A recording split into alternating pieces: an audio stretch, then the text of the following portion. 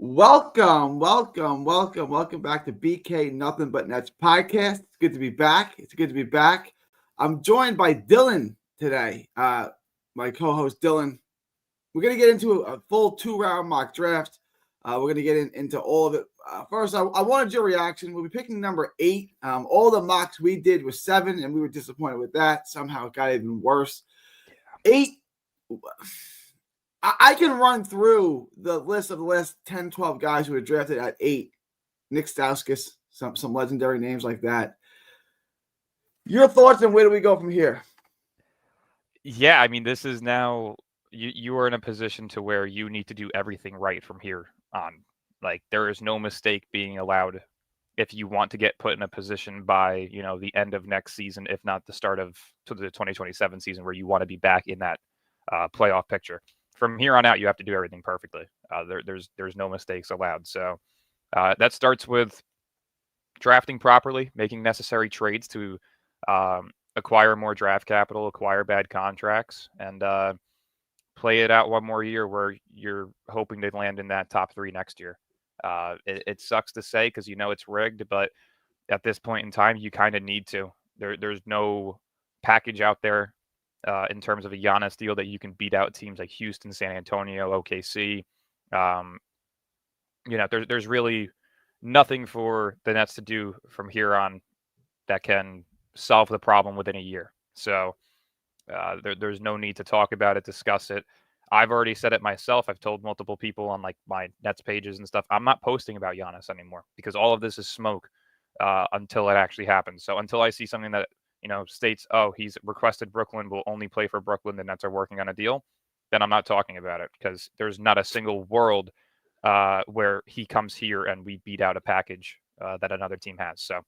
Yeah, there's no. You look at the packages Dallas could offer, that Oklahoma City. It's just, and of course San Antonio. There's just no package that we have that could even compete. I wanted to go through this. Just since 2014, here have been the guys drafted at the number 8 position. Oh yeah. Starting in 2014, Nick Stauskas. That was, and then Stanley Johnson. That apparently is a basketball player. 2016 is Marquise Chris. 2017, Frank the African.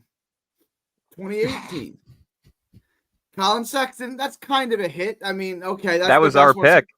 Yep, that was our pick. Jackson Hayes. How the hell did he go 8? Yeah. 2020. That's bad.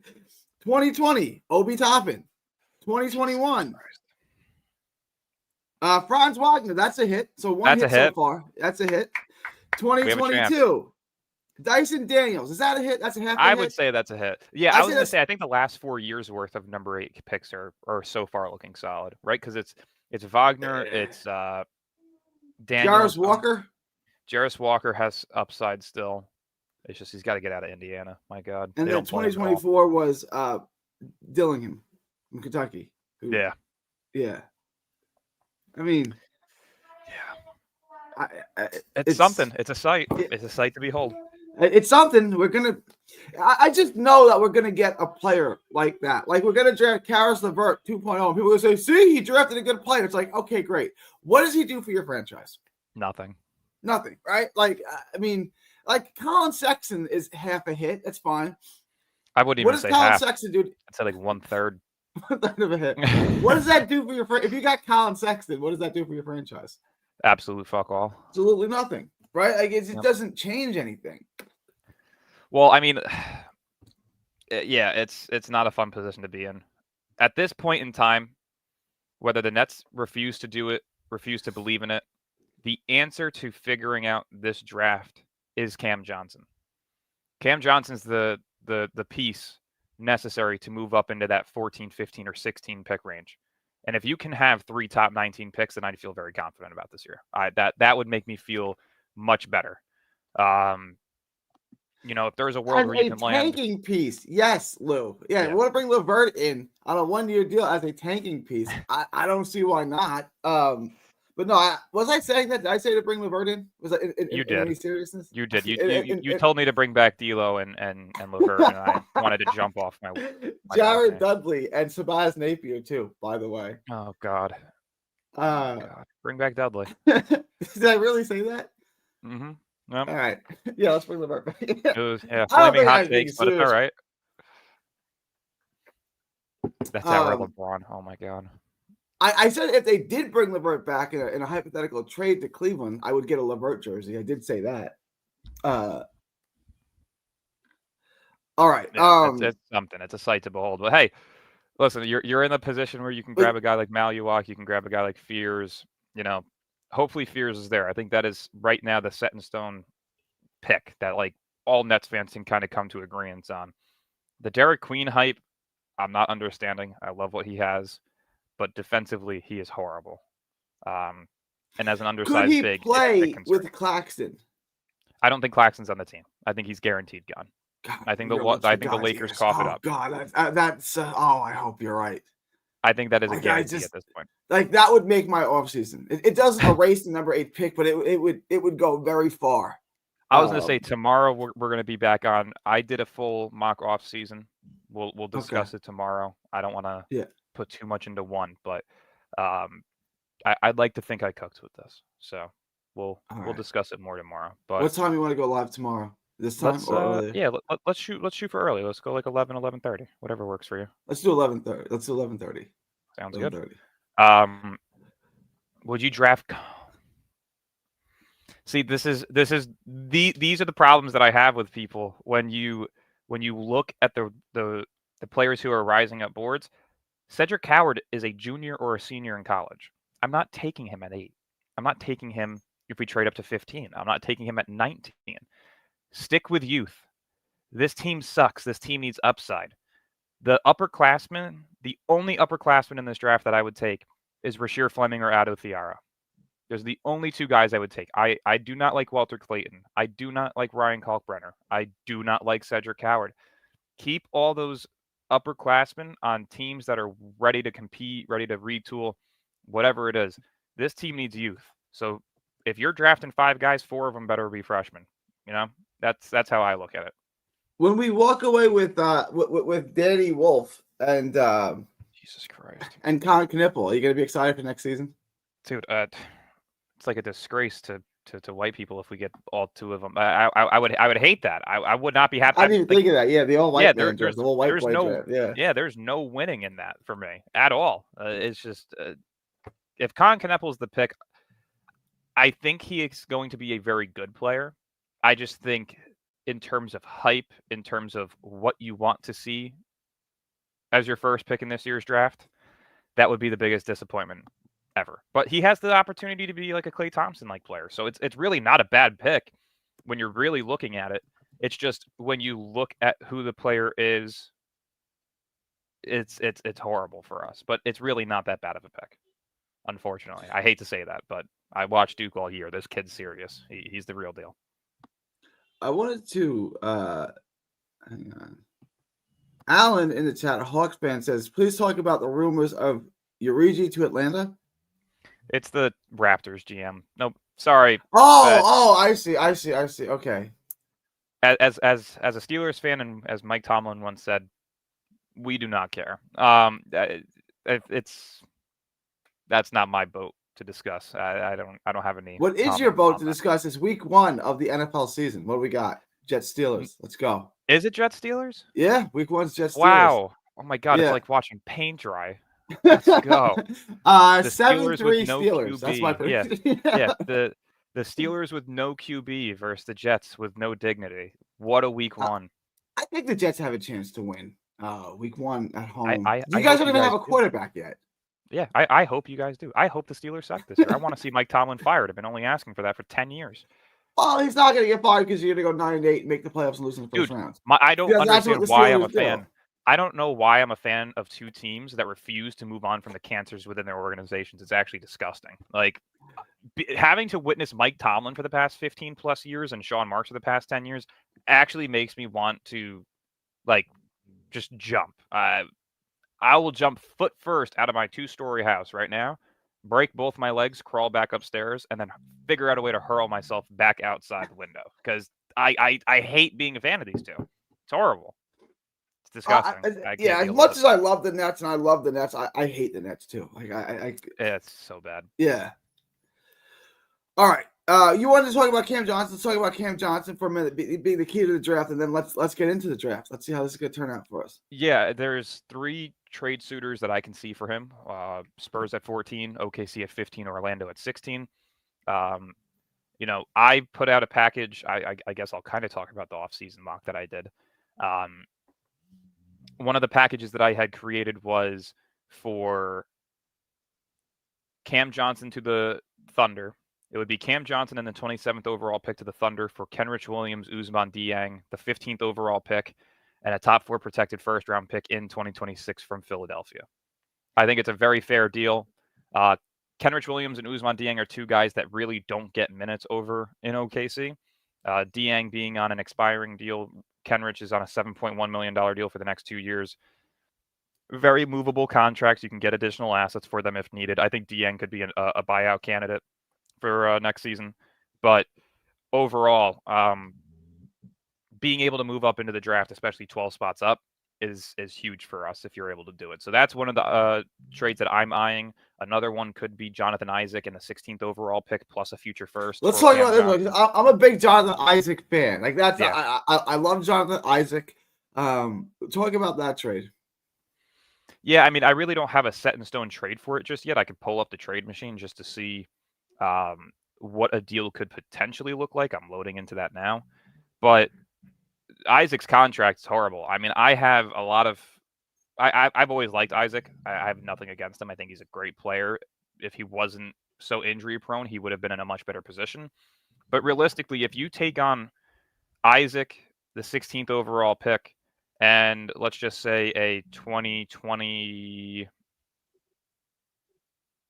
it could be any pick, 2029, 2030, 2031. It doesn't really matter. As long as you can get an additional first, the contracts match. I mean, actually, no, the Nets would have to take back one more player. Isn't Jonathan Isaac what we pretend Nick Claxton is? Jonathan Isaac is a guy that can actually guard 1 to 5. He got very little bit of offensive game. He can hit a 3 at times. Like, isn't he the player we pretend Nick Claxton is supposed to be? Somewhat, yeah. Yeah, I mean, realistically, financially, if you do Jet Howard and Jonathan Isaac, it matches up perfectly for Cam Johnson. So that's the deal I would look to make if you're doing Orlando. But yeah, again, you're in a position to go after bad contracts and gain more draft capital. I think that's the route that Brooklyn needs to take. A couple of bad contracts that I'm keeping a close eye on: Porzingis, Kyle Kuzma, Jonathan Isaac, Andrew Wiggins. There's a couple of teams out there who are going to look to add a star, but also will likely need a third team to dump bad contracts to. And I think that's where Brooklyn's going to fall this offseason. If they're smart, Sean Marks really doesn't match in the same sentence in the word with smart. So I don't know if that's a possibility, but overall, those are the deals I would be looking to do this offseason. Add bad contracts, add youth, add draft capital. I think that's just the way that it needs to be looked at for this season, especially knowing that, again, you should have no realistic chance at Giannis, nor should you have any desire to go after a Giannis with how the roster is currently constructed. You're not winning a single playoff game with Giannis on this current team. You get swept if you think that it looks anything better than what Milwaukee has. Maybe they get one. Maybe Giannis goes for 50 and they get one game. Maybe, yeah. And to me, that's not worth it. If you're talking about a first-round playoff exit or a play-in exit compared to a potential top 3 pick next year, I'm not interested. I'm not debating it. You're wrong. I hate to break it to you. There's no other wording around it that can justify your point to want Giannis other than you're bored, you don't like to lose, and you want to use the excuse that tanking didn't work this year. Oh, well, let's try it again next year. It's the last year that you can really do it, knowing that the Nets don't have their pick in 2027. So ride it out. See what you can get, build the youth, and build a desirable package that you could land a superstar in the near future. All right. I'm intrigued by the Jonathan Isaac thing. I like that. That's the name we have. And he's from New York City too, right? He's a New York City guy? I believe so. Yeah, no, it's definitely not a horrible grab. Yeah, let's do it. You want to get into this one, Mark? Yeah, let's get this. All right, first pick. Oh, it went away. Oh, I closed it out. All right, here it is. Gary. Okay. All right, first overall pick. I don't have to debate it. It's Flag, and I don't even want to say the name of the team that gets him. It's just disgraceful. It's disgusting. The NBA should be blown up in terms of who runs it, who designs it. Everybody from top to bottom should feel fucking disgusted after what they just did. And that's not even saying I'm not even begging for the Nets to have been the number one pick. Like, no, Portland the Nets didn't deserve it either. Like the Nets they did not deserve it. Portland deserved it. Chicago deserved it. Like, if there was a team that was going to jump up, why would you not have it be one of the teams that are very, very close to being solid, but also didn't blatantly tank like the 76ers did with 3 All-Stars? Like, come on. It's a joke. Like, Portland, Chicago deserved it.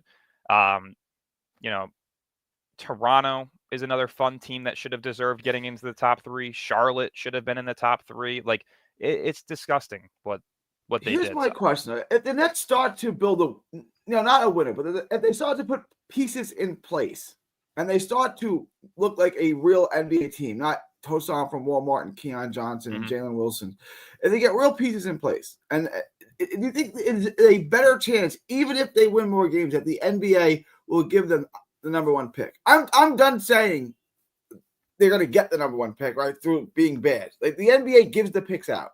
I think we can all agree on that at this point. It's completely rigged. If you look at the last 6 times a superstar was traded, that year that team landed the number one overall pick. The Spurs have had 3 back-to-back-to-back top 4 picks, 2 of them being top 3.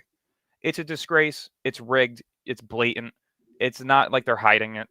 It's disgusting. And if black SUVs pulled up inside of my house right now, I'd fucking give them hell, because this is just it's disgusting. Like, it's not even like you can hide it anymore. Philly blatantly tanking and getting investigated, they still get awarded with the 3rd pick, right? San Antonio with 3 years straight of top 4 picks. They've gotten Wemby, Stephon Castle, and now they're about to get Dylan Harper. I just don't understand their love affair with Philly. Philly can't build a winner. They've proven that beyond a shadow of a doubt. They've proven that they can't build a winner. How many times did they get a top 3 pick?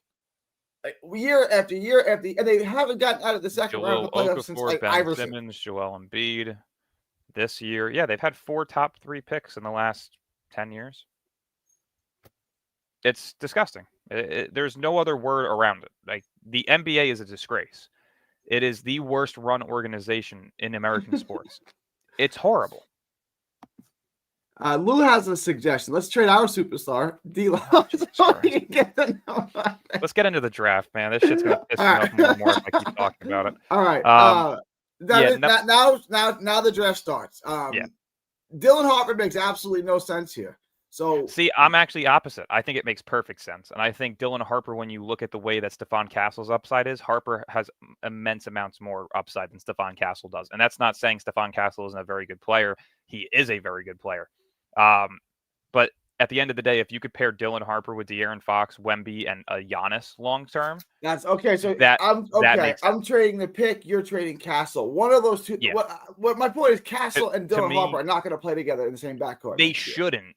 They're talking about it, but I also think they're just trying to build up the value of one of either Castle or the number 2 pick. Right. But at the end of the day, I would do a package of Devin Vassell, Jeremy Sochan, Stephon Castle, and 5 first-round picks for Giannis. I think that's an immediate contender. You would have Giannis, you would have Wemby, you'd have Harper, you'd have Fox. That is a core 4 of players who should be able to contend for at least 4 years. And even after Giannis's prime ends, you would still have Harper and Wemby as a superstar duo below the ages of 26. That's disgusting. Do you want to do that trade? Do you want to trade? No. Keep Harper at 2. Okay. I think it would be more of an off-season trade where, San Antonio gives up Atlanta's picks, Vassell, Castle, and Sochan. I think that's what ends up happening. Then we go to Philly at 3. This is Ace Bailey, of course, right? Yeah, I mean, there's a debate to be had if it's Edgecombe. I actually put out the scenario the other day where if they decide to go Edgecombe and Ace is available at 4, Charlotte makes the most sense for Brooklyn to trade up with. I think that there is a possibility of that happening. But at the end of the day, it's also Philly. So I wanted to throw in a trade, and I want your reaction. Okay. 8, 19, and Cam Johnson to Philly for 3 and Paul George's contract.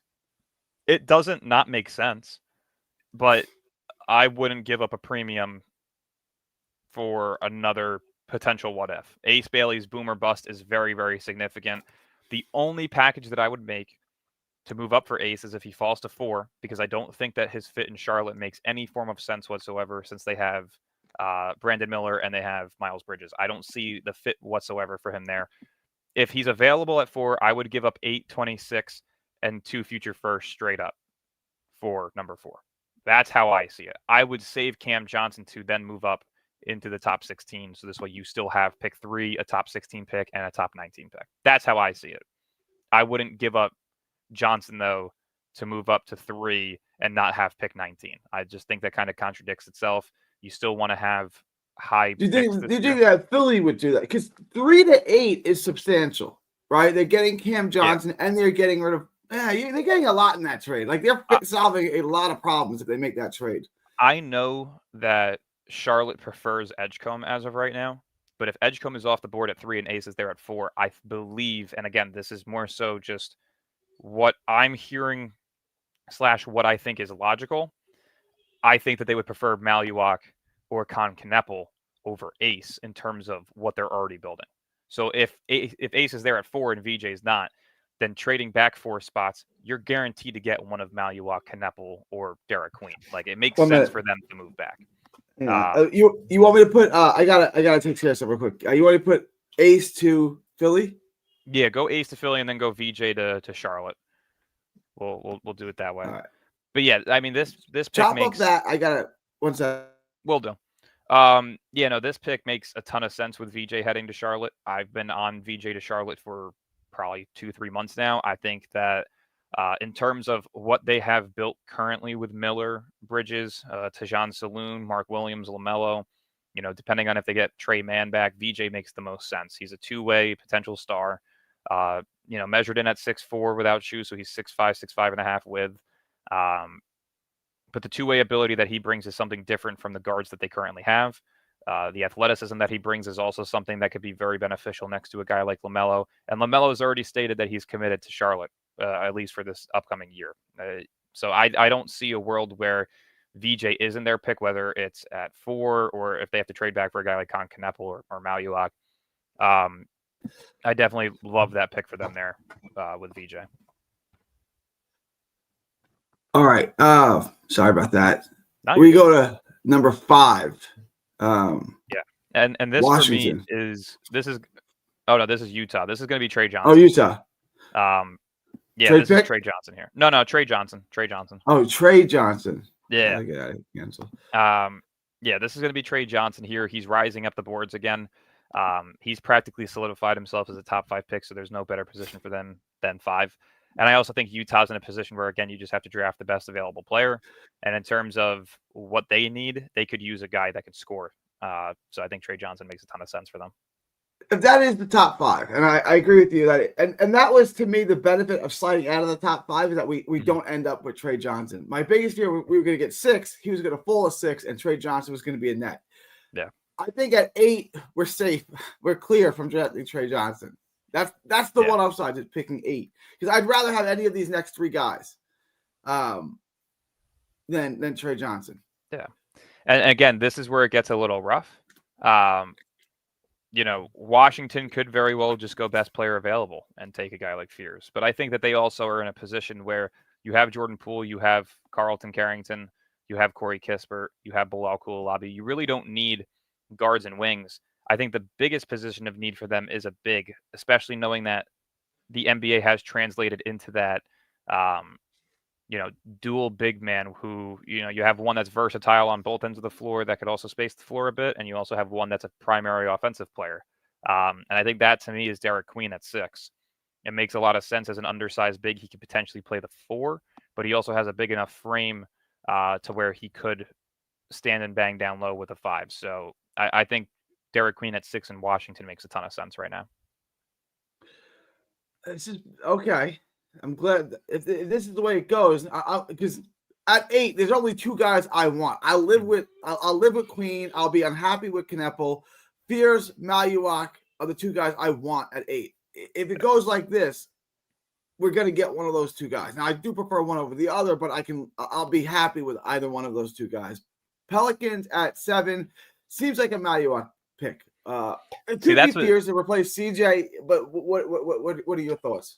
So again, any of the three guys on the board makes a ton of sense for them, right? Fears makes a ton of sense because DeJounte is likely to miss most of the season due to that torn Achilles. Maluak makes a ton of sense because Yves Messi is he's not a starting big man. But I'm going to go with a different route, and I do think that this is a possibility where they go Con Kneppel. And the only reason for that is because he could be the CJ McCollum replacement. You could always use McCollum's expiring contract to potentially go after a big man. Maybe that's Nick Claxton. Who knows? But I really like Kneppel here at number 7, knowing that he likely won't be falling past 10. If you want to go get your guy, go get your guy. I think there's a world where maybe New Orleans looks to trade up into the draft as well to grab a big man later on. So to me, I think Kneppel makes a ton of sense for the floor spacing needs that they have. And not to mention, if you have wings that consist of Kneppel, Trey Murphy, Herb Jones, and Zion, that's a lot of floor spacing. It's a lot of defensive upside. Maybe not so much with Zion in terms of floor spacing, but the first 3 that I mentioned really help spacing the floor for a guy like DeJounte when he comes back. So I think Kneppel is the most NBA ready out of the 3 that were on the top of the board and just makes the most sense for New Orleans right now. I was hoping you were going to take Kasparas when you were going to go out of the box here. Because I'm not high on Kasparas. Neither am I, but is Sean Marks high on Kasparas? I guess is my question. I don't think so. I think it was blatantly obvious who he is high on in terms of the first 4 players that he met with at the Combine. I think Fears and Kneppel are the 2 guys that they're looking at 8. And I think Carter Bryant and Igor Demin are 2 guys that they're looking at either at 19 or potentially to trade up with. So to me, you kind of just have to look at what they're doing, whether that's in private, in silence. They put it out there. So I think to me, there's a reason for that. And that's why I have Fears going here 8 to Brooklyn. We seem to do it every single time. But again, Washington really is not a team in dire need of a point guard. New Orleans, DeJounte will be back at some point next season. I don't really think they're in a dire need of a point guard. They still have Jose Alvarado. I think for them, it's looking either at the CJ McCollum replacement or the high upside potential starting big. And I think in that scenario, we've had Maluak go before, but I wanted to switch it up and go Kneppel there at 7. So we go on to the 9th pick now, Toronto. Toronto's in really good position. Yeah, this is. I don't want to say they're drafting at luxury, but they really are drafting at luxury. They just go best player available. You got Maluak, so they roll the dice with that. Yeah, I think they go Maluak because I think they're going to figure out a way to move on from RJ Barrett to add some depth to that roster. Whether that be at the point guard position and shooting guard position, it really doesn't matter. Hell, they could even keep RJ and run a lineup that consists of quickly RJ, Brandon Miller, Scotty Barnes, and then Jakob Poeltl with Maluak and company off the bench. But I think Maluak makes a ton of sense there at 9. Who knows if he's actually available at 9? Things could change, but as of right now, I think that's a really good fit for him in terms of his upside. And it's not a position where he has to start immediately, so they could develop him a bit more too under Jakob Poeltl. But overall, I think at 9, if that's the way the board falls, then Maluak is easily the pick for Toronto. Number 10, Houston. Is Houston going to trade here? Are they going to pick for someone else? What does Houston do with this pick? Because they're in the market for a star. Yeah, I mean, we could switch it up and have some fun and do a KD trade, but I also think that they are a team that's looking at more so Giannis now than KD. So for me, I'm going to stick and pick. I'm going to try and stay away from star trades on draft night because I don't think it's very likely. I mean, you could very well see, you could just see them draft somebody and then trade that player later. So for me, I think Kasparas Giacochonis here makes a ton of sense, especially knowing that Reed Shepherd is likely to be included in any deal for a star. And then Fred VanVleet, of course, is on a team option deal. Who knows if he's going to be included in that deal as a salary filler or if he's going to come back on a cheaper deal. So I think grabbing a 6'6" point guard that can also play the 2 guard is a great fit for Houston at that position. We move to Portland at 11. Yeah, I think they need to find their Jeremy Grant replacement. He can't shoot the 3 for shit. We saw that at the Combine, but defensively, this is one of the highest upside defenders in this year's class, and you're right on him. So yeah, Colin Murray-Boyles, I think this makes a lot of sense for Portland. Their biggest need is a power forward. They're going to be looking to retool the roster, potentially moving off of guys like Robert Williams, DeAndre Ayton, Jeremy Grant.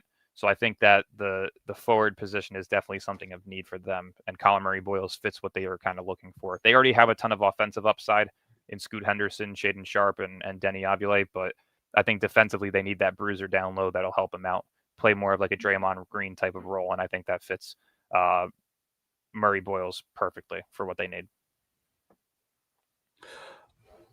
All right, Chicago at 12, the team that's eternally a play-in team. Yeah. This is where you don't want to be. You don't want to be the Bulls. Nope, not at all. Like the top two guys at the board, at the top of the board there. I like both these guys a lot. I like Newell a lot. What does Chicago do here? I hate to do this, but he's rising up boards. I think there's a very high chance that this could happen. I'm going Thomas Sorber in the lottery. I think that there is a world where he is the pick at 12 for Chicago, especially if the top bigs are off the board. It's very high for him, but again, they're looking to move off of Vucevic. They are likely to bring back Giddey. They could move off of guys like Kobe White to help retool the roster. You know, they have Matas Buzelis. I think that Thomas Sorber makes a ton of sense there at 12. That's not great for us, but no, number 13, Atlanta is on the board. What they do at Trae Young is going to matter here. Yeah, and it's interesting. You know, Karis LeVert as an expiring contract to free up some money for them. I think Jace Richardson makes a ton of sense for them. He's an undersized guard, likely to be a 2 guard. Not really high upside in terms of a playmaker, but he has a CJ McCollum-like role to his game where he can space the floor and defensively play very well against players of his position. So I think that I was going to ask, is he more of a 1 or a 2 in the NBA? I think he's more of a 2. Yeah, I think he's more of a 2. It's going to be very, very small having him and Trae Young next to each other, but I think long-term, the floor spacing that both of them provide and the role that Richardson can play off ball is something that could be very beneficial for them. The NBA's favorite team is back on the clock. The San Antonio Spurs. They already drafted Dylan Harper, who probably won't play in the same backcourt as Castle. But what would they do here? French connection. Go with Noah Sengue. I think that this is a perfect fit for them. And again, those connections are real. People like to be like, oh, well, it's just people putting pieces together. It may not be real. No, they like that French connection with Wemby now. I think they're going to try and build off of that a little bit. And it makes a ton of sense to go Noah Sengue there. He's a lengthy, versatile 3, could play the 4, can space the floor. He's he can defend at a high caliber as well. I think it makes a ton of sense, especially if he can put on some weight in San Antonio. Number 15, Oklahoma City. They're still alive. This is where we'll do our trade up with Brooklyn. And for me, go to trade partner, click on the Nets, drop the 15th overall pick to Brooklyn, and we're going to drop the 27th overall pick to OKC.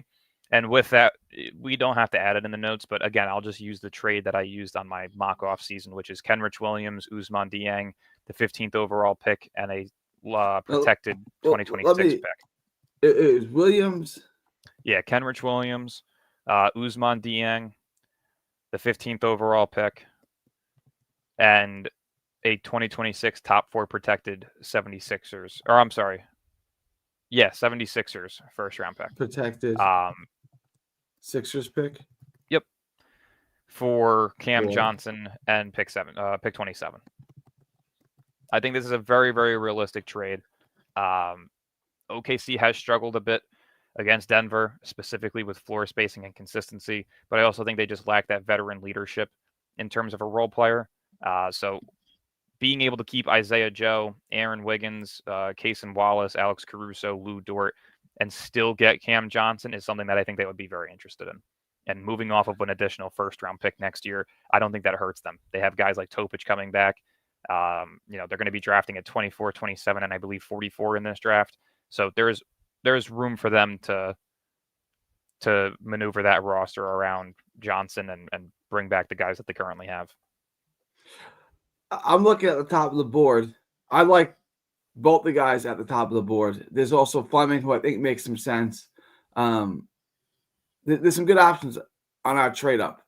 Mm-hmm. The Nets have a roster that's absolute garbage, as you know. So, I mean, they got a lot of holes, is what I'm trying to say. There's a lot of holes they need to fill. The only name I think makes no sense in the top 4 is Jaeger because we just drafted Fierce. And I agree. And here's where this kind of becomes interchangeable, right? Say Fears is off the board and Maluak is the pick at 8. That's when you move up for Igor at 15. Vice versa. You got Fears at 8. For me, Sorber is off the board. You're going Carter Bryant here. Again, you're going to take the highest upside player at 6'8", 225. This is just an absolutely incredible pick. I'm not high on Asa. I don't see the fit with. He's not big enough to play the 5, and he's a very similar player to Noah Clowney without the 3 ball, at least consistently. So to me, I've used the reference numerous times. It's like shitting your pants and changing your shirt. There's no need to keep doing the same thing over and over again. I think building on the versatility of the team and the upside of the team is more important than maybe who looks to be the best pick on the board sometimes. Asa, I'm fine with Carter Bryant. It was my pick. Yeah. I'm taking Newell. I'm going to figure out how to work him and Clowney. Yeah. I know Newell's too small right now to play the 5, and Clowney's too small to play the 5. I'll figure it out. Yeah. I'll figure it out. And at 16 is Orlando. It's a strange pick because I don't see Asa Newell fitting here either. Well, they do like tall guys. Newell can shoot a little bit. I think they're more in need of like a 2-3, maybe a guy that can facilitate a bit. I'm looking at Nick Clifford and Liam McNeely for this spot. McNeely's the better shooter, right? He's the better pure shooter. McNeely, he's the better pure floor spacer, but Clifford has more of an all-around game and Clifford's also better, can shoot the 3. Yeah. So I'm not even going to overthink it. Go Clifford here. I think he's a guy that they can plug in immediately and make an impact immediately. I mean, he can do a little bit of everything. He can play the 1 if needed. He's shown that he can make a ton. So I think Clifford to Orlando makes a ton of sense at 16. 17, Minnesota. Again, a very NBA strange champion, pick. Minnesota Timberwolves. Where are they picking? Very, very strange pick once again. They could go McNeely. They could go Newell. They could even go Fleming. It depends on what they're looking for, right? Does Naz Reid leave? If so, is it Rasheer Fleming? Does Julius Randle leave? Yeah. I don't think he does at this point, but Asa Newell. Yeah, it definitely depends. They're in the Western Conference Finals, so clearly they're doing something right, and clearly they're probably just going to be drafting guys based on the highest upside, similar to what OKC did over the past couple of years. So for me, I think that's going to be Asa Newell. A couple inches taller than Rasheer Fleming, but also a guy who could be seen as a higher upside pick. So I think that makes a lot of sense. 19, it's the other team that's eternally in hell. 18 is Washington Wizards. We take Derek Queen. Yes, I think it's between Igor and it's between Liam McNeely. And the only reason I say that is because, again, are they going to trust Poole, Marcus Smart, and Carrington to play their guard spots next year? And are they going to look for a replacement for Corey Kispert? And if you're looking for a replacement for Corey Kispert, Liam McNeely is the easiest player to replace him with. I usually go Igor here at 18 to them, but I could very well see McNeely being the pick here as well. Like I said, it depends on what they're looking at to do at the guard position. If they're looking to reshape it, then Igor definitely makes a ton of sense. I definitely think Igor is the better player, but I think if you're really looking down to it, McNeely makes a lot of sense for them with the rumors about trying to move off of Corey Kispert. So let's go McNeely here. I'm going to switch it up again. I don't see why not. I think it's a solid fit here. Yeah. I have him ranged between 15 and 20. So he's kind of around the realm where I've had him. And then this pick for Brooklyn, I think this is Rasheer Fleming without a doubt. Again, good. I thought you were going to say Baranga. Good. I'd so much rather have Fleming. No, okay. I'm not drafting a big for the Nets in this one. If you miss out on the top 3, I'm not taking a big. All right. No Danny Wolf, no Baranga. I'm happy. Yeah, no. Miami here, and this is where I'll go Igor. I think this makes a lot of sense. A much taller version of a Goran Dragic, a guy that can fit that system very well. Moves Tyler Hero back to the 2 guard where he can primarily focus on scoring and spacing the floor. But I think Igor's upside is tremendous, and Miami's a team that always loves to grab guys with upside that they mold into great players. So I love that pick for them. All right, with the 21st pick in the draft, the Utah Jazz, who already have Trey Johnson, the 5th pick. Mm-hmm. Where are they going? tough. It's a tough spot. I could see Ben Seraph. I could see LeBaron Filan. I could see Juan Berenger. There's multiple options here on the board that they could potentially look to go with. I think in terms of what they need, the center makes the most sense. But they could also very well go with a guy like Will Riley. I mean, it doesn't That's what I was surprise looking me. at. Yeah. It's tough because it just depends on what they feel they need, right? Is John Collins on the roster next year? Is Colin Sexton on the roster next year? Jordan Clarkson? They still have Larry Markkinen. I mean, let me see their current roster too. I want to see who they have overall. If you scroll to the right side, let's see. They still have KJ Martin. They still have Taylor Hendricks coming back. So they kind of have wings. Cody Williams is still there on a multi-year deal. Yeah, I mean, they have wings. So realistically, to me, you're kind of looking at big and point guard here. LeBaron Filan is intriguing because he brings that defensive upside as a defender at the point guard position that they really don't have. But Seraph has the upside in terms of the height and playmaking aspect to his game. I don't know. It's tough. I think Filan makes a little bit of sense, especially since you got Trey Johnson, who's 6'6" and can play the 2 guard. So I think when Gary comes back, we'll probably do LeBaron Filan here at 21. The verdict is in. We're gonna go Filan at 20. Okay. The point guard. Yep. From Bama. Atlanta at 22. Could Atlanta possibly try to combine their 2 picks and move up 13 and 22, try to get 10? They could, but I actually think they need to do the opposite, which is why we're also going to have Brooklyn trade up here. I think they need more picks to fill out the roster. Okay. So what we're going to do is Brooklyn's going to trade up 4 spots. We're going to give up pick 26 and 36. Atlanta's going to give up 22, and we'll just say, for this sake, the Nets get multiple second-round picks in return. I think that's an extremely fair deal. Atlanta gets to add an additional pick in this year's draft while only moving 4 spots back. Brooklyn moves up to get the guy that I absolutely love and think is a perfect spot for him, which is going to be Will Riley.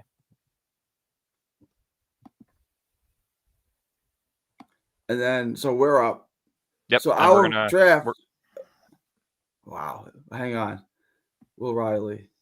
So let me assess this real quick, because that'll be our last pick then, because we just traded 36 as well. All right.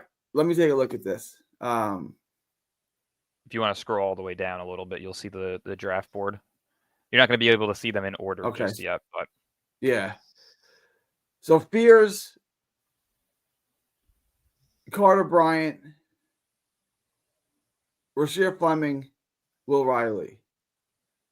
And the reason why I do this is because I think this very much so adds up to what Jordi Fernandez is looking to create in Brooklyn. Bryant, a 2-way guy. Fleming, a 2-way guy. Will Riley, a Cam Johnson replacement. And Jeremiah Fears has that start potential. I think this is really, this is probably the best case scenario that you could look at for Brooklyn, outside of maybe switching Carter Bryant with Thomas Sorber and hoping Bryant falls to 19. That's really the only other scenario that I could see that is beneficial for Brooklyn with the shit show that they just dealt with on draft night or draft lottery night. So to me, this is my favorite draft that I've done so far, especially at the 8 spot. But it just depends. I mean, you're going to have people bitch and complain that there's no big man here. But at the end of the day, you have the potential to sign Naz Reid if he opts out, and you also have the ability to bring back Day'Ron Sharpe. So the big man spot is not necessarily the biggest need. I think filling out the roster with the best high upside players, though, is definitely something that is intriguing. So being able to grab Fears, Bryant, and Riley, to me, screams potential starters one day. Carter Bryant has that very, very high upside and ceiling in terms of potentially becoming a 2-way star. If not, a comparison that I love for Carter Bryant is OG Anunoby. I think that is a perfect comparison for him, a guy that could space the floor and defend at a high caliber. Will Riley, like I said, reminds me of Cam Johnson and Trey Murphy. I think him as the Cam Johnson replacement is a perfect fit. He's 6'8". He can put the ball on the floor similar to both Cam Johnson and Trey Murphy, can space the floor similar to them. The defensive ability is there as well. So if he puts on a little bit of weight, I think he'll be an incredible role player for us long term. And then, of course, Fears has the highest upside of them all as a potential star. You bring in Fleming as your upperclassman, a guy that you could plug in right away. maybe help out a guy like Noah Clowney in terms of defensive ability, maybe gaining some weight, but kind of play that mentor veteran, rookie that can help out some of these guys long term. And I also think Fleming has the ceiling of a Naz Reid as well. At 6'9" with a 7'5" wingspan, there's something about him that is very different than a lot of the upperclassmen in this year's draft. So if these are the 4 guys that we get, I'm extremely happy. I'm happy with this. This is the 3rd draft now in a row. The 3rd draft out of 4 where we've gotten Fears, Bryant, and Fleming. Yeah. I can live with this. It's not what I envisioned beginning of the year. We're going to get Cooper Flag, Ace Bailey, whatever. But I can live with this draft. Yeah, I agree. I mean, listen, if this is the consolation prize, this is great, right? If you're looking at the cards that you were dealt, say Fears to me is a top 5 player in this class. Realistically, though, teams don't value him as much as some of us are. He is projected in that 7 through 10 range, whether that be New Orleans, Brooklyn, Toronto, or Houston. I think the pick at 8 makes a ton of sense. I think there is a real chance that he does fall to 8.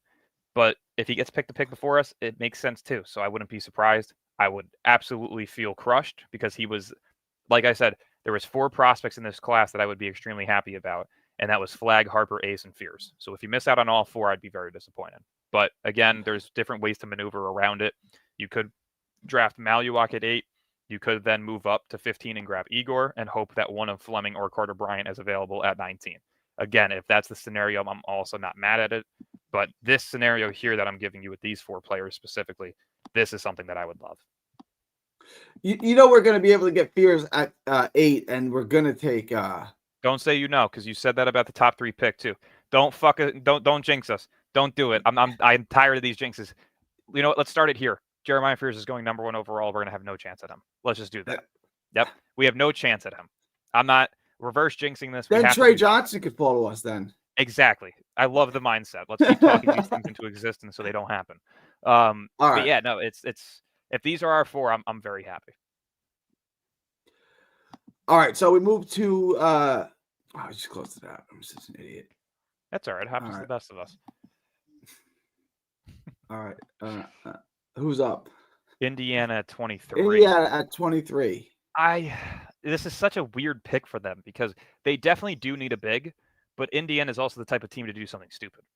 Now, Indiana's going to take the white guy. Let's not kid ourselves. They're taking the big white boy. See, do they take him, or does Charlotte move up with both of their 2nd-round picks to go grab this pick? Right? Charlotte has pick 33 and 34. That gives Indiana an additional pick, right? I believe 2nd-round picks are attractive to competitive teams because it's not a guaranteed salary, right? Yep. It's not, it's less money. And there's also a big man that I have that I believe should be available there for them. So let's do it. Why not? I love Charlotte moving up. Give them 33 and 34 for 23, I believe this is. 10-spot move up. Charlotte has a ton of guys currently on the roster, and they have some form of financial flexibility at least to where they can bring back some of their guys. I don't think they need to make 3 picks in this draft. But for Indiana, who's likely to miss Miles Turner, or lose Miles Turner, I should say, I think that this makes a lot of sense for Charlotte to try moving up. And it's an intriguing pick because there are some guys. It's 23 for 33 and 34. You want to give them an additional future 2nd-round pick too, or is this good enough? No, this is good. Okay. Give him 54. Give him 54. We'll say 23 and 54 for 33 and 34. I think that makes sense because I also don't see Indiana trying to make that many picks. All right, so on the board, it's an interesting combo of players because it's a lot of seasoned veterans and upperclassmen. Yeah. But is this the team that maybe takes the chance on Juwan Berenger? I think that's something that makes a lot of sense, especially with the question marks around Mark Williams and whether or not he's going to return. Getting VJ Edgecombe is a great spot for them. And I think that the 2 biggest positions of need for them was the shooting guard and the center position. So let's go with Juwan Berenger. I don't hate that at all. I think that's a solid pick for his development.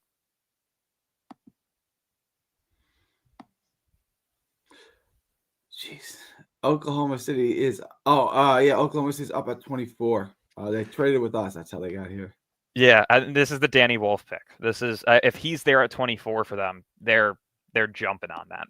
They're pause, but you know what I'm saying. Like this is they're going straight for him. There's no debate on that. Orlando is back up. They got Nick Clifford at 16. They're back on the board at 25. And this is where I can see Cedric Coward going. Again, two No, they guys. don't keep the hometown hero in Florida.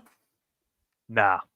Okay. No, I don't see it. I think Coward has risen up draft boards left and right. I mean, there's people who are projecting him as early as top 20. I personally, again, don't see it with an upperclassman, especially with how high the three teams in the playoff picture are in San Antonio, OKC, and Orlando at 14, 15, 16. I don't see him going that early. Minnesota at 17 is intriguing, but again, it kind of doesn't make sense since they have Ant as their two guard. But if you were able to bring in Nick Clifford and Cedric Coward, those are two win now, ready to go pieces for Orlando. Guys who can space the floor, but also bring defensive upside as well. I think that fits everything that Orlando's looking for. So I think those are two great picks for them. Atlanta is on the board with the pick that we traded to them, 26. They got Jace Richards at 13. A 1-2 combo guard. You said more of a 2 in the NBA. Yeah. Traore is on the board, a pure point guard. Yeah, it's a tough pick because a lot of the options that they should look at are gone, right? The centers are off the board, but I think that Atlanta is also a team that could look to draft on upside again. I don't hate the Ben Seraph pick here. Kind of gives you a bit of assurance at the point guard position to where if you do have to move Trae Young, you at least drafted your guy. And Seraph is a guy that I saw as a top 20 prospect. So for him to fall to 26, I think it's great value for Atlanta. They already have a ton of wings with Ricochet, Jalen Johnson. They have Onyeka Okongwu. They have to bring in a backup center, but they could do that through free agency if needed. So I don't hate that pick for them at all there. 27, Oklahoma City, who picked Danny Wolf just a couple picks ago. They're back on the board at 27. This is Walter Clayton with ease. I'm not high on him. Again, I'm not a fan of upperclassmen. If you are an upperclassman and I like you, it means that I really see something different in you, which is Rasheer Fleming. Walter Clayton, I don't see anything more than a lower end version of Derek White. But for Boston, I think that makes a lot of sense for them, especially with the question marks around, Jrue Holiday, Porzingis, potentially even Jaylen Brown. So I think Clayton makes a lot of sense for them if they want to continue on with that win now picture, especially while Tatum's out for the year. I think Clayton could bring in that necessary scoring and just aggressiveness on defense that he brought at Florida. I think that's a great pick for them. All right, let's go to Boston at 28. Tatum's out for the season. I don't even know. This is going to be an interesting offseason for Boston if they do lose to the Knicks. I was going to say, and I just totally forgot and realized that I was talking about Walter Clayton going to Boston. That was I just mentioned Jaylen Brown and Barrett. That's no worry. I did have them going to OKC. I don't know why I was so fixated on Boston. Because you had Boston on your brain. Boston's up at 28. I had Boston on the brain. This is the Nolan Traore pick for me. I think that this specifically makes a lot of sense with Jrue Holiday potentially on his way out, needing a potential point guard, a guy that has a ton of upside. Again, this was a guy who was talked about as a potential top 5 pick. To be able to get him at 28, especially in a retooling season with Tatum out, I think it makes a lot of sense for them to go with him there. Jrue Holiday is one of my all-time favorite players. Like I just loved watching Jrue Holiday for the last 15 years, but he really is starting to look his age now. Like he no longer looks like the player he was even last year. Yeah, no, definitely. And it's crazy to say, but Lendeborg falling this far, it makes sense with some of the guys who are rising in this class. With Phoenix's pick at 29, this is sometimes where I go with a guy like Traore, but I also don't hate the idea of potentially Maxime Reynaud here. Actually, you know what? Undo the pick. I meant to do Maxime Reynaud to Boston. That makes way more sense. Reynaud is flying up draft boards and they need a center. Yeah, go with Reynaud. I think I have him at 35 or 36, somewhere around that range. 30. Oh, did I not? I updated the board for some reason. It didn't update. That's interesting. Yeah, Reynaud. Here he is, 42. There he is. Yep. All right. Yeah, Reynaud to me makes a ton of sense for Boston, especially with the question marks around Porzingis. And if Horford retires, you never know. But what does he have? What does Porzingis have? Was he kissing the strippers? Like, what is it? What happened? He has to have it. What does he have? Yeah, saying that this is some form of mystery virus that's attacking your immune system and making you weak. Yeah, it screams HIV. Don't put me out there for defamation of character. I'm not saying he has it. I'm just saying it seems like he has it. So don't go after me. But yeah, there's something weird going on there. And the fact that they haven't been able to figure it out still, kind of seems to me that they figured it out, just don't want to put it out there. But that's just my opinion. Phoenix at 29 with And Cleveland's this is the Nolan Traore pick, right? You want to look for that guy who can move Devin Booker back to the primary scorer. I think the stress of him being the primary scorer and the primary playmaker hasn't really resulted in wins for them.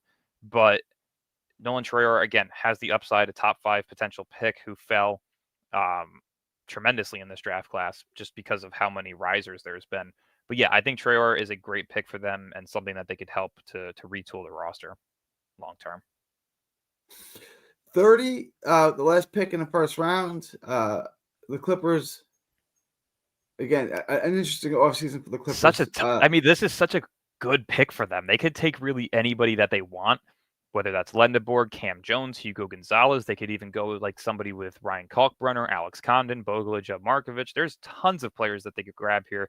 For me, though, if he's on the board and if he's in the draft, if you can get Yaxel with the last pick in the first round, that is an absolute steal. I think he matches everything that the Clippers are building currently, especially with guys like Kawhi and that defensive two-way ability. Lendeborg really provides that. And he also provides the playmaking aspect that not many of their forwards have. So I think that's a great pick for them. Your world champion Minnesota Timberwolves are back on the clock. Aston well, they took it 17. I gotta wait if they actually do win the championship. I mean, I guess if you're Randall, you stay. I don't know. Like, I don't know. I think Randall stays. I think it's Nas that opts out and leaves. Nas leaves, even if they win a championship. You don't want to try to run that back. I don't think they have. I don't think they have the ability to bring him back financially. Okay. Yeah, that's the only problem. To me, this is an obvious pick. It's Cam Jones. Go grab highest upside player. Yep. Not even the highest upside, just the most NBA ready player on the board currently, right? He's an upperclassman. He's played 4 years in college. You know, he's a high caliber scorer. I think that's something that they could really utilize off the bench as well. I love that pick for them. For some reason, it's strange. I updated the big board last night. I guess it didn't save because Boogie Flan's not even in the draft. So we're going to have to. Yeah, I was going to ask that. It's a big, yeah. Yeah, I updated it last night, but maybe my Wi-Fi was shit and it didn't save, but whatever. Yeah, so with Boston up here, again, incredible options left and right that they could go with. They got the big man that they needed. I think that with Tatum out, it kind of changes the way I'm looking at this. Originally, I would have probably looked for a guy like Otto Thiaro, but I think they also need to draft a guy with some upside. So I'm in between Noah Pendon and Drake Powell here. I think that those two really fit Boston's system very well as primary defensive players with some upside offensively. And I think if I had to pick today, just based on the way that the combines have went, the way that players are rising up the boards, I think that this is Drake Powell 100%. A guy who was projected to be a lottery pick before the college basketball season started, kind of lost his minutes, never really found a true spot in that rotation at UNC, but I think the upside is still through the roof for him. So I think if Boston is able to land him with their second round pick, then this is a steal of a pick in terms of the upside that he provides. The Pacers back on the clock at this is their first pick because we traded their other picks. So they got back-to-back picks now, 33 and 34. Yeah, and it's a great spot to be in because you can grab a guy like Ryan Kalkbrenner immediately. Remember, Fland is not in the draft, so he's not going to be drafted. He'll be on the top of the board for the rest of the video. But I think Kalkbrenner is an incredible fit for them. And I also think that this is a surprising pick. I usually don't do it often. But Tahad Pettiford, I think he's rising up boards. I think it makes a lot of sense to go grab a backup point guard, a guy that can score. And again, with the way that he's risen up draft boards, I could very well see him going this high, especially if Indiana is the team to trade back. It makes sense for them. Usually I have him ranged between 38 and 44, but if Indiana is the pick there, then it makes a lot of sense. Philly got Ace Bailey at 3. Where do they go? Do they get big there? Yeah. I think this is Otto Thiaro, right? They're a team that's looking to contend right now. And I think that Thiaro is a guy that you could plug in immediately off the bench, a very Dorian Finney-Smith-like player. And I think that matches everything that they kind of need. So I like that pick for them there. All right. And then Atlanta's on the clock again with our pick. Yep. Go Alex Condon here. I'm having Janai Broom fall in these drafts. I think with the lack of versatility that he brought in terms of his vertical, some of the poor draft combine numbers that he put up, I think he could very well fall. It kind of reminds me of Luka Garza when he won College Basketball Player of the Year, but didn't get drafted until like the 50s. I don't think Janai Broom's going to fall to the 50s, but I think that there's definitely a world where he falls, which is what we're currently having him do here. And then this is Detroit at 37. Oh man, Yeah. I love this pick for them. Go with Bogalajub, man. Bogalajub Markovic, a stretch 4 at 6'11". I think that this is an incredible pick for them. The upside on him is through the roof. He's probably my favorite second round prospect currently. He could very well go late first round potentially too, depending on how teams look at him. But I love that pick for them. That is a sick pick. Love it. San Antonio's up. They're having the draft of a lifetime. They got Harper and Sengue in the first round. They're back on the clock at 38. Yeah, and this is, again, do they go with the French connection and Noah Penda, or do they take Janai Broom and get that backup big that they're kind of in need of? For me, I do see Broom falling, but I also do see one of Penda or Sengue potentially being included in that package along with Castle, Vassell, and Sochan potentially to go and grab a guy like Giannis. So I'm going to go with Penda. I think that French connection's real. I think that if there is a world where they keep Sengue and Penda, that it works out really well next to Wemby long term. And again, Penda's one of those high upside defensive players in this draft class that they could very well utilize immediately. Toronto Raptors got Maluak at 9. They're back on the clock at 39. Yeah, they're in a position where they can. Hugo Gonzalez has got to go at some point, right? Like he's not going to. That's the pick here. Yeah. Go Hugo. I'm not high on Hugo. I see like a Bojan Bogdanovic in him. Nothing special, nothing crazy, but I definitely think that it benefits Toronto with the floor spacing that they kind of need. Ingram, a bit of an inconsistent three-point shooter. Scotty Barnes, not really a three-point shooter, and RJ Barrett, who improved his three-point shooting this year. I definitely think Hugo makes a lot of sense for them after taking Maluak. There's really no point guard on the board that I'm in love with for them to take here. So you might as well go with the best available player and best floor spacer in Hugo Gonzalez. Washington is on the clock at 40. And this is usually where I would have a guy like Tahad Pettiford go. If you scroll down, what's the board looking like? Not great. No, it's not Tyrese Proctor, backup point guard? Yeah, that makes a lot of sense, honestly. That makes sense. Yeah, let's go Proctor. And again, too, just for those of you who are a little bit more familiar with the second round, there are certain players in this one that are not available. I'm not going to stress myself out and go out of my way to write in players. We're just going to go based on this board. It's probably like a 4 or 5 player difference in terms of some of the guys that could be drafted versus who can't be. But overall, it's fairly accurate to the amount of players that are in here. I think Milos Uzan is one of them that's not in here. There is a center out of Sweden, I believe. Yannick, I'm not even going to try to pronounce the last name. I think it's like Niedenhauser. He is rising up draft boards tremendously. That would probably be my pick here at 41 for... Actually, you know what? Yeah, fuck it. Write in one of them at least. We'll write in Yannick Niedenhauser to Golden State. So if you scroll all the way to the bottom... well, you want to just use Boogie Flan and put... Yeah, that works perfectly, actually. So yeah, do him. Scroll down to notes. And then it's Yannick, Yanic. I don't know his middle name, but he does have one. And then it's Niedenhauser, Niedenhauser, I believe. Okay. At least for now, that's what his name is. But yeah, it's 6'11", an extremely versatile big who can also space the floor.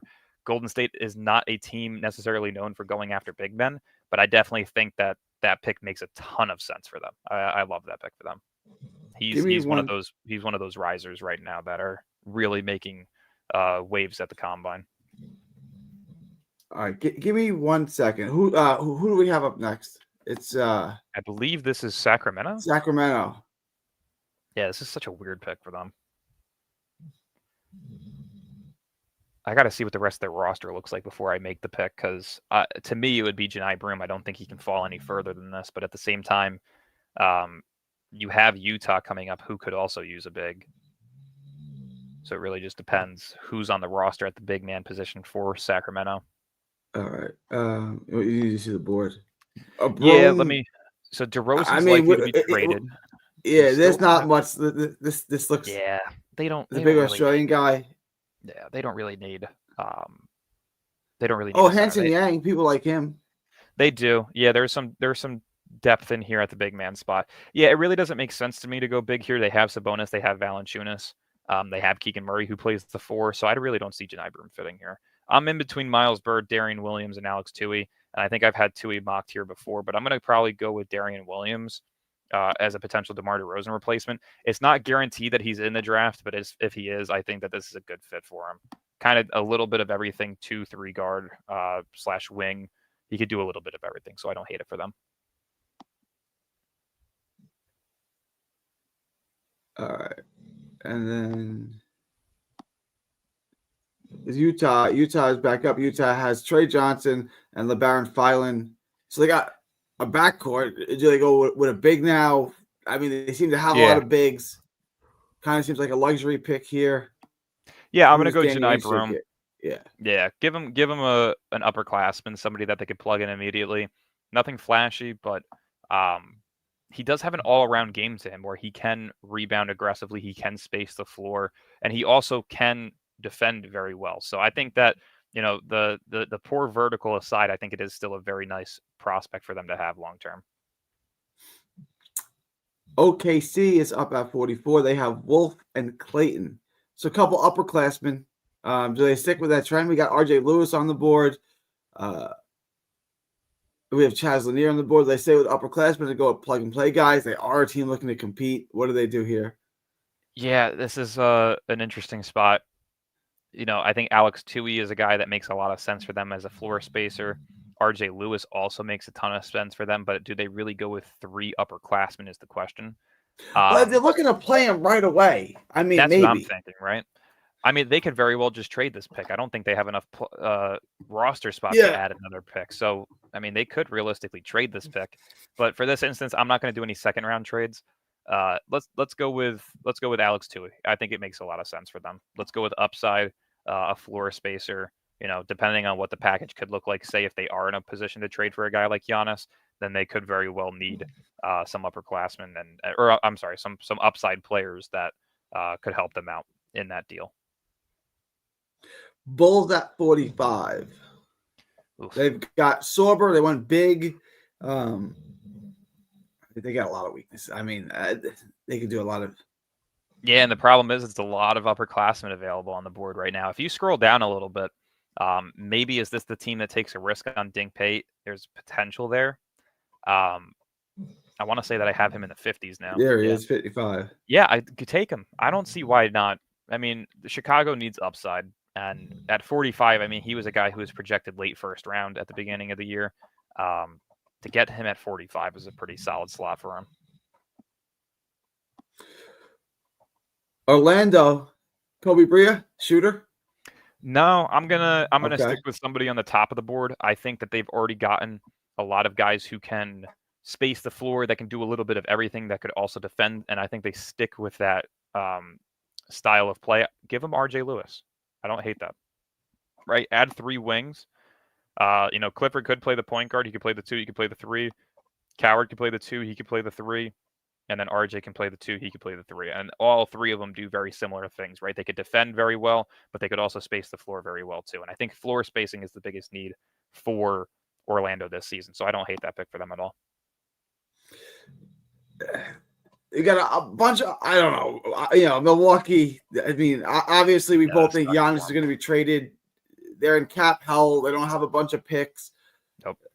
This is important. Miles Bird is a guy we have at the top. He's not an upside guy. You just take him and hope he works out. I am going to switch it up. I'm going Rocco Zikarsky here. Okay. I think that with Brook Lopez on the way out, that they could use an upside big man. And at 7'2", 7'3", with the way that he moves, he even may be 7'4", actually. The way that he moves, the way that he can potentially space the floor, I think that's definitely something in the second round that they would look at and think could have some upside. So I don't hate that. We're moving through the second round. Memphis, their first pick in the draft. This is Miles Bird for me. Yeah. They don't necessarily need youth and upside, but again, a guy who had some efficiency issues, who should have been an early second round pick, now falls to the middle of the pack. I I think that this is really good value for him, and especially with what he brings at 6'7", again, a 3-and-D guy that Memphis could utilize right away. At 49, Cleveland's back on the board. Yeah, and this is one of 2 picks for them. This is where I kind of like Sion James. I don't hate Chaz Lanier. I really don't hate Micah Peavy either, but I think Sion James, again, kind of has that Dorian Finney-Smith frame to him and can also space the floor and just plays a role really well. So I really don't hate that for them. The Knicks at 50. Is this the pick they're forfeiting? No, it's the other one. Okay. No.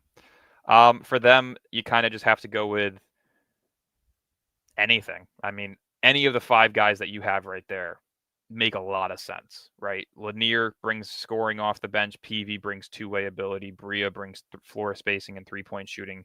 Caleb Love brings microwave scoring as a point guard. And then Kadary Richmond, New York guy who kind of brings a little bit of everything at the point guard spot. To me, if it's the Knicks and they're only picked because the other one's forfeited, you're probably going with Kobe Bria. I think that one makes a lot of sense. And especially at 50, you're getting a great floor spacer and what they need. So I don't hate that. All right. This is Chaz Lanier. I can't let him fall. I can't believe he's falling this far, but yeah, Chaz Lanier. Yeah, I can't have him fall any further. 18 points a game, solid efficiencies, but a great scorer. I think off the bench for Los Angeles, that's a very solid pick. The Suns at 52. They have Troy late in the first round. Point guard. Again, we don't know what their roster is going to look like. We don't know what they're getting back for Kevin Durant. I don't know what you do with Bradley Beal. Yeah, go Hanson Yang here. I think I was going to say that too. Yeah. Yep. Nick Richards, I believe, is going to be on an expiring contract next year, if I'm not mistaken. So grabbing a guy with some upside at his height definitely doesn't hurt. And especially late in the second round. It's a non-guaranteed contract. Who cares, right? Just go with the upside there. This is the 4th pick for Utah. They got Trey, LeBaron, and Broom. Yeah, they already got their guards. You know what? It's stereotypical, but they haven't taken their white guy yet. Go Peyton Sandford here. Okay. Just go with them. They're going to take one of them. Charlotte has Edgecombe and Baranga. Really, really interesting first round. They're back up. This is a pick they've gotten in a trade from Indy when they gave him 33 and 34. Yeah, Charlotte. I'm between Micah Peavy and Kadary Richmond here. Do they need a backup point guard, or do they look to go with a guy who they can play as a backup wing, who brings versatility as a two-way guy? I would say, given LaMelo Ball's injury history, you take the backup point guard. I have to put this up there, man. That is fucking great. Yeah, I mean, it makes sense. But they also have the ability to bring back Trey Mann. So, do they necessarily need the backup point guard? I don't know.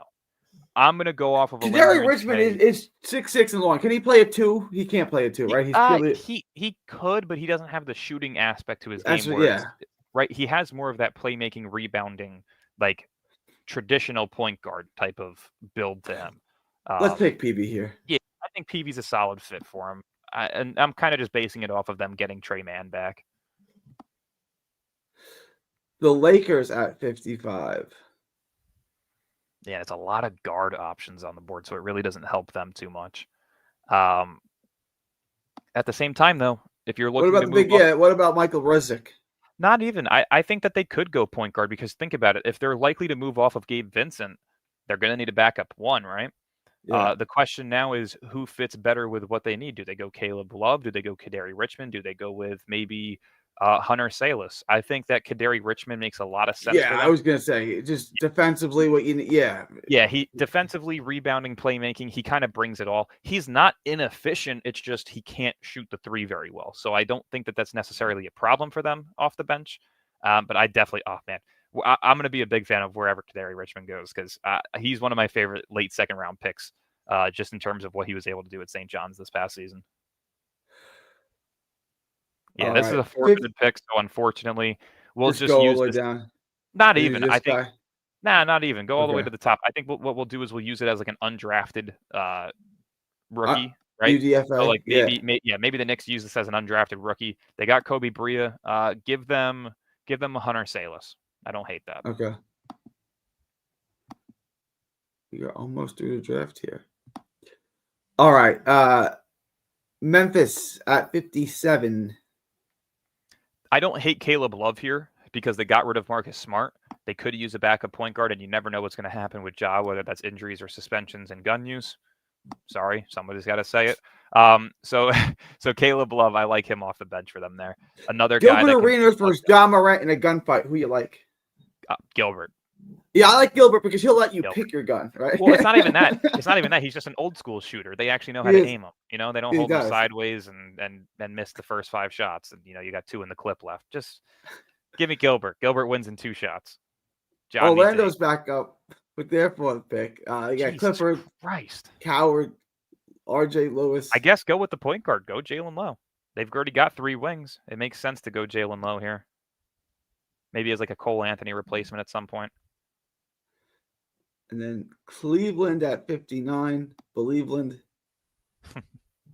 Yeah, unfortunately, Isaiah Evans is not available anymore. We didn't use Milos Uzan in this draft. He'll go much higher than what I have him. I think he'll probably be in that 40 through 50 range, but I'm not going to add him in and pencil him in today. If you go to the top, there's only 3 players I believe that I have on the board, which is Ruzick, Aaron, Sears, and I also do have Malik Lewis. I think he is somebody that declared for the draft, but I don't even know who he is. For Cleveland, I think Ruzick makes a little bit of sense because they could use the versatility at the backup big man spot, and he also does have floor spacing ability, so I don't hate that for him. And then Houston at 60. Yeah, this is Aaron Scott. Makes the most sense. Again, may not get drafted, but I think overall for what we have, this is very accurate. This was a pretty good draft, my friend. I'd like to agree. This went pretty well, for sure. I think this looks good. Yeah, I mean, again, there's maybe 3 to 5 players in the middle to late second round that probably won't be drafted and replaced with others. Like, again, Yannick, we already had him as a write-in. Milos Uzan is a guy who has been listed as a mid-second round pick. I feel like I'm missing a couple of names here. But there's a couple of guys as well that will likely be late second rounders. But yeah, overall, I mean, I think this is the first round specifically. I think is we're starting to nail these a lot more to what should potentially be the realistic outcome. It's all about the trades though that we'll start to figure out as the draft gets closer. All right, so we'll just recap what we got again.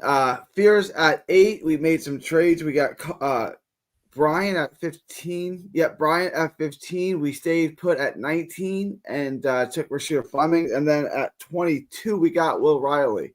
If Marks could pull this off, I'm content with it. I'm happy with it. Again, you didn't get a franchise-changing play, but we did get Fears. And then some Carter Bryant, athlete, Fleming, a lot of upside. I don't know a ton about Will Riley, but you like Will Riley, right?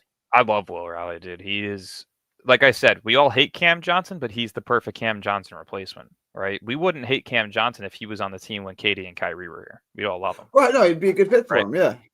Good dude, but yeah, just for the shit show that he caused this season and some of the comments that he made towards fans, I just have no respect for him. But yeah, Will Riley is a great replacement for Johnson, so I don't hate that. Lou, what is up with these comments, man? Jeremiah Fears is projected 7 through 10. All right, I'm giving him realistic projections here. We all love him. The Athletic just had a mock where Fears went to the Nets at 8. It's not unreasonable to think that Queen or Mayuak is going to go ahead of him. That's not unreasonable at all. No, and the reason for it is, again, it's just depending on the team, right? You have teams who don't necessarily need a point guard, but again, it depends on if they're drafting based on the upside or if they're drafting based on the fit and the upside. There is a difference, right? If you're drafting solely based on upside, that's why Trey Johnson's going 5 to Utah. Doesn't make sense, but he's the highest upside player on the board at that point in time. To me, if it was my decision, I would probably have Fears going 4, VJ at 5, and then you have your same top 3. That's personally how I see the order of which I see the players in terms of value. I think Fears is the 4th most valuable player on the board. But again, it just depends on how people see it. A lot of teams look at a 6'4", 180-pound point guard and maybe don't necessarily think, let me take him over the 7'2" specimen that has upside. Maybe not the 6'10" big man that has offensive playmaking upside like Alperen Sengun. Maybe let me not take him above Trey Johnson, who's 6'6" and has Devin Booker like scoring abilities. Like there's teams who are going to value Fears higher. There's going to teams that value Fears lower. I personally think that New Orleans, Brooklyn, Toronto, and Houston are the 4 teams that look at him, and that's the 7 through 10 range. That's just my personal uptake, though.